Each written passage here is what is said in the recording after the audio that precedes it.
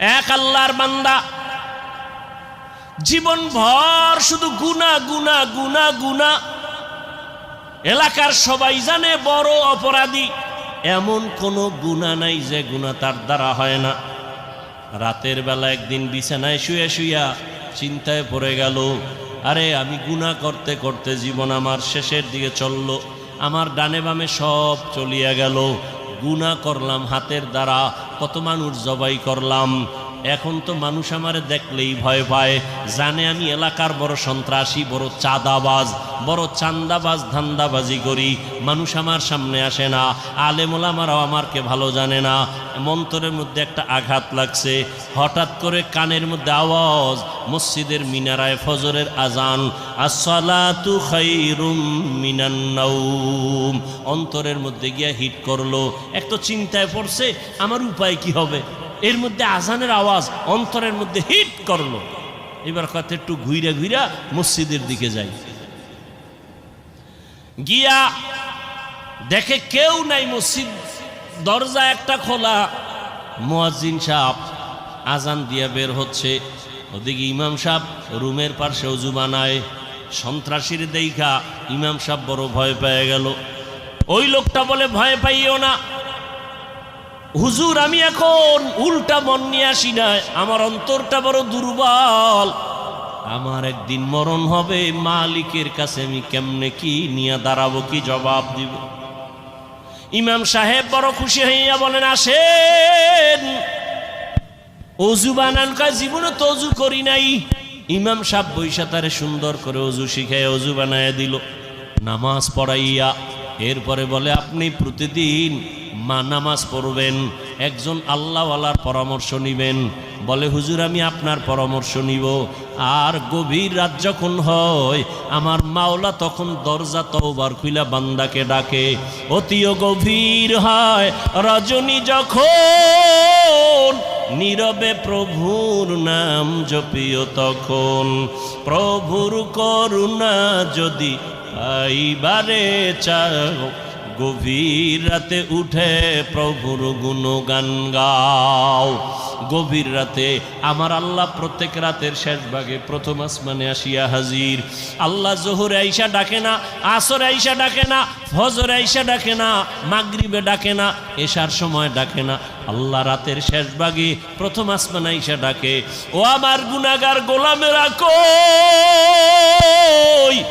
শয়তানের ধোকায় পড়ে গুনাহ করেছো, আমি আল্লাহ ক্ষমার দরজা খুইলা ডাকতেছি।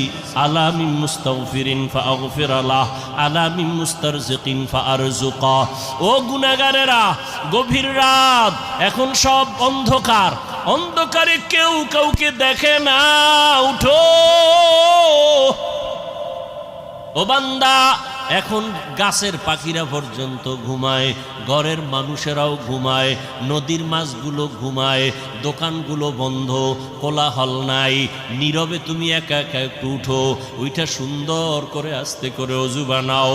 ও দোকানওয়ালারা, ও ব্যবসায়ী বাবারা, ওরে দোকানদারি কইরা রাত্র 2টা 2:30টায় বাসায় যাও, যাইয়া তুমি ফ্রেশ হইয়া ঘুমায় যাও। তুমি যদি একটু চিন্তা করতা, এই টাইমে তো আমার মালিক আসমানে হাজির হয়ে গেছে, আমাকে ডাকতেছে। কত মানুষ ঘুমাইয়া যায়, উঠতে পারে না, আর তুমি ঠিক টাইমেই যায় বাসায় ঢুকছো। তুমি কি পারলা না ওযু বানাইয়া 2 রাকাত নামাজ পড়া সিজদায় গিয়া যদি কান্না করে বলতা, ও দয়ার মালিক, হারানো গোলাম তোমার দরওয়াজায় হাজির, মেহেরবানি করে তুমি মাফ করে দাও। ইমাম সাহেব পরামর্শ দিয়ে দিল, বাবা ভোর রাত্রে আমার মাওলা বড় দয়ার নজর দিয়া তাকায়, আপনি গোপনে একা একা অজু বানায় ঘরের কোণে একটু নামাজ পড়বেন, আর আমার মাওলার কাছে কান্না করবেন। চোখের পানি দেখলে মা বাবার মায়া সন্তানের দিকে বেড়ে যায়, ছাত্রের চোখে পানি দেখলে শিক্ষকের মায়া বেড়ে যায়, আসামির চোখে পানি দেখলে বিচারকের মায়া বেড়ে যায়। ওরে ওদের থেকে আমার আল্লাহর মায়া কি কম?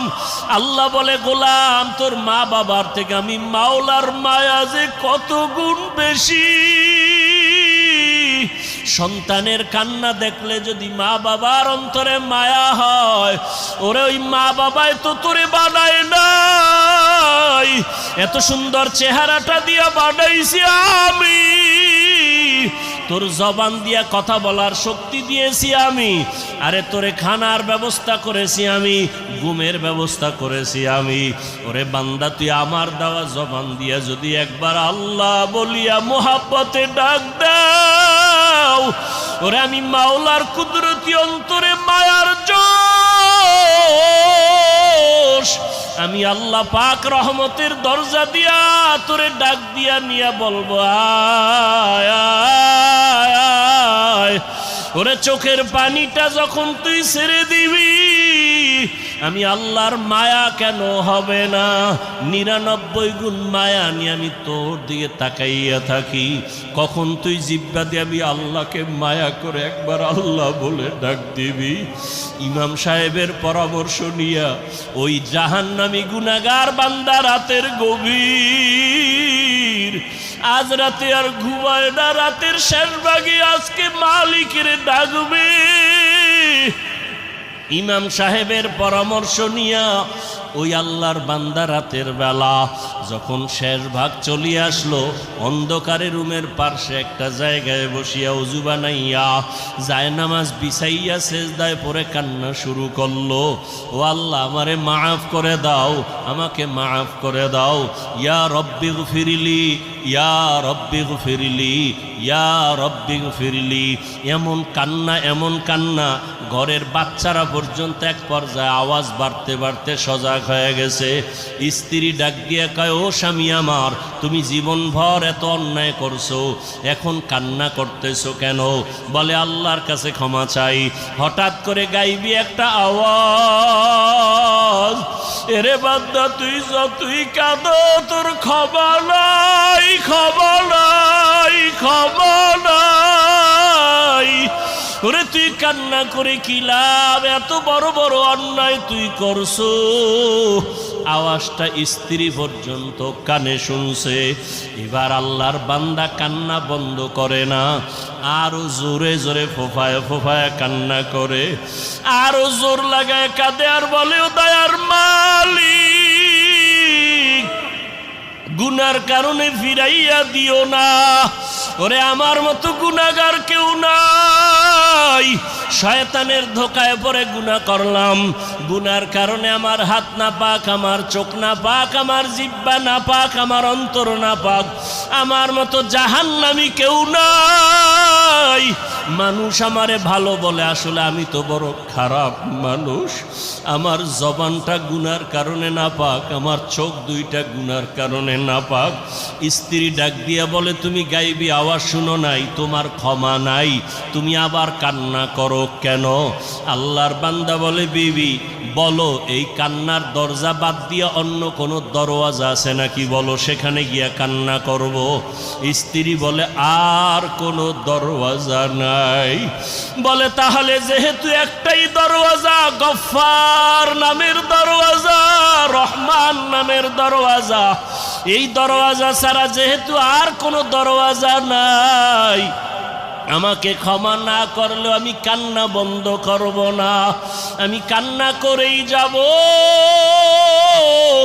একটা সন্তান কান্না করলে মা বাবায় যদি মায়া করে, একটা ছাত্র কান্না করলে যদি শিক্ষকের মায়া বাড়ে, আমার রহমানের দরজা আমি ছাড়ব না, কান্না করতেই থাকবো। আমার পরিণামে যা হবার হবে।